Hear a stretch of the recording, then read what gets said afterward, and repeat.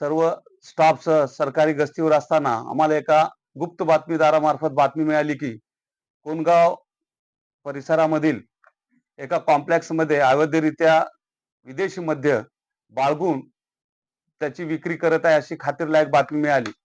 त्यावरून आम्ही आमचा सर्व स्टाफ, 2 पंच आणि कोणगाव येथील पोलीस पाटील श्रीमती पाटील मॅडम यांना सोबत घेऊन आम्ही त्याच स्थळी आम्हाला मिळालेल्या गुप्त बातमी स्थळी गेलो असता तिथे सदरील फ्लॅटला लॉक होता.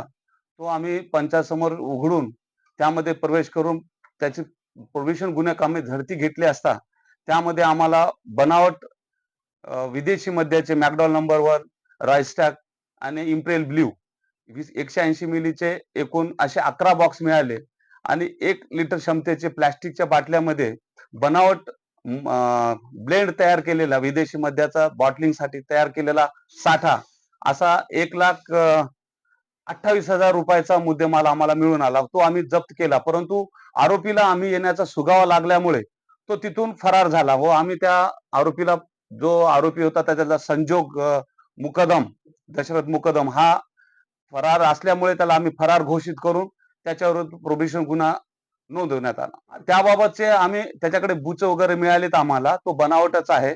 कारण बूच त्याच्याकडे आहेत. कंपनीचे बूच असतात आणि त्याच्याकडे ते बूच राहायला नको ना. तो बूच आहे त्यावरून तो बनावटच आहे. आणि तो कुठून आला आहे तो आरोपी आम्हाला सापडल्यानंतरच त्याचा आम्हाला तपास करता येईल पुढचा. आजच्या क्षणी आम्हाला सांगणं उचित होणार नाही. ज्या दिवशी तो भेटेल आम्ही त्याबाबतची पूर्ण माहिती घेऊन पुढील कारवाई करू.